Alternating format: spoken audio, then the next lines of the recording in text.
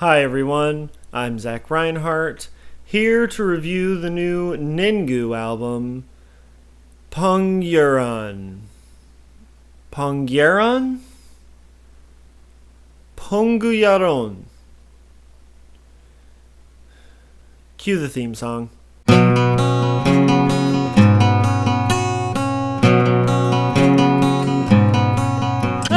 Nengu is a three-piece instrumental math rock band from Tokyo, Japan, and this is their second album.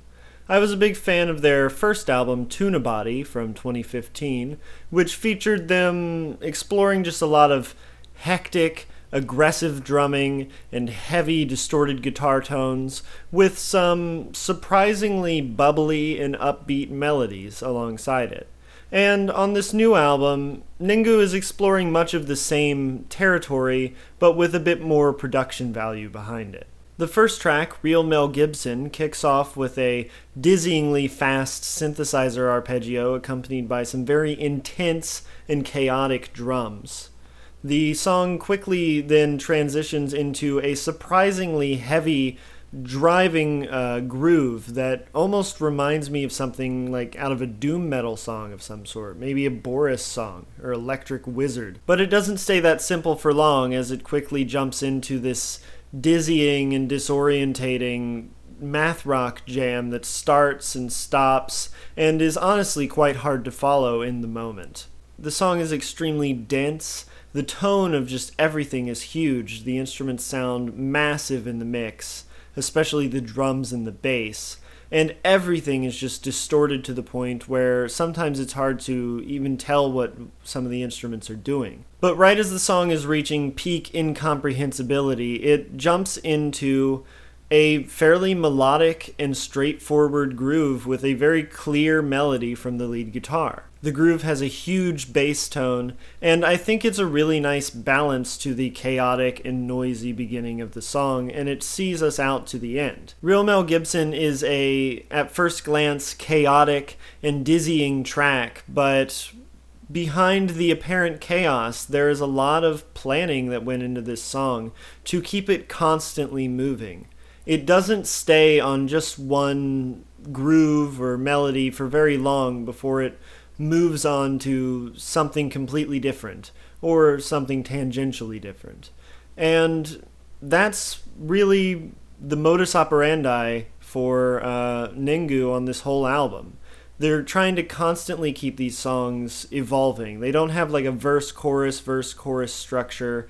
Sometimes they'll return to a melody later in the song that they started at the beginning, but generally this is just one constantly moving forward piece that never revisits any of its older parts. And it keeps the songs very interesting and worth just a lot of listens. There's always something new to listen to. My favorite track, Death Mountain, is a good example of this because it just has so many interesting and worthwhile moving parts in it that it's hard to really understand any of them on a first listen. This is one of the happier songs on the album, with some very catchy, upbeat, and kind of bubbly melodies from the guitar that remind me of something out of like a Super Mario Sunshine. But they're accompanied by fast, aggressive drums and some just huge, distorted bass guitar tones that are extremely heavy. It's a very interesting mix of sounds, but I think Ninggoop pulls it off very well. The song from then just gets heavier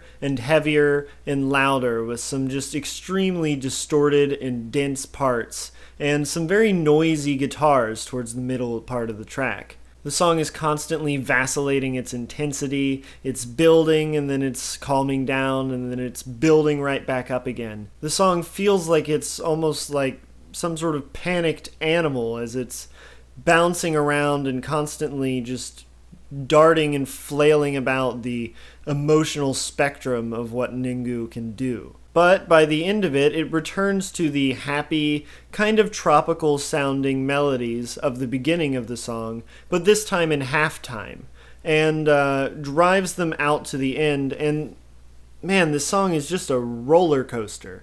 It goes all over the place from beginning to end and is really entirely unpredictable at any one point. One of the songs I'm not quite as keen on, however, is the following track, Super 8, which starts off with this jittery, mathy jam between the bass and the drums that reminds me a lot of the band Ruins, which I like quite a bit. But then immediately after that, it does this kind of odd transition into this build that is just rolling snares and increasingly distorted guitar and bass, which ends up in a pretty nice jam towards the end of the song, but I find the whole build section to be kind of a clumsy way to get there. The song doesn't seem to have the same fluid movement between parts that many of the other tracks do, and this whole build section goes on for a little while and just sticks out within the album as one of the less well-written parts. But the ending of the song is pretty good. It gets pretty heavy. From there, it gets into a nice, heavy jam with this kind of like da-da-da-da-da-da-da rhythm from the bass guitar, which once again has just a huge, fat tone. And it ends in a nice, kind of pretty, harmonic outro from the guitar. And overall, I like the song still. I think it's a solid track, but that is probably the standout worst moment on the album for me, which is saying something about the album that I still like the worst song on it. And the final track, Coda Watty Champion, is something entirely new for Nengu's sound. It's an acoustic track. The song starts off with a very soft kalimba melody that's very pretty and some tremolo-picked mandolin, and it transitions into a very catchy kind of lead kalimba part towards the beginning. The kalimba then switches off to a background role while the acoustic guitar and mandolin kind of play off of each other for the rest of the song. They start off just trading melodies and then turn into playing together, though not doubling the same melody, but more playing kind of counter lines to each other. I think the dual melodies are nicely constructed and interact with each other in some interesting ways where they kind of bounce between each instrument. And the song is very soft and very relaxed, but still interesting to listen to. It still has some of the weirdness I would expect from a Ninggu track, and some of the well-constructed melodies that I would expect, but just in a very different style. And I'm intrigued to see if Nengu does more stuff like this in the future, because I think they pulled it off well here, though I don't think it's as good as some of their tracks like Death Mountain and real Mel Gibson on this thing.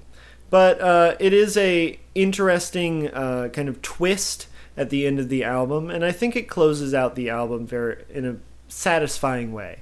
So overall, I'm really liking this album a lot. I think the production has some really good meat and just thickness to it, and the performances on here are all great, though there are a few moments where I notice a little bit of sloppy guitar work, maybe on some of the faster lines or something.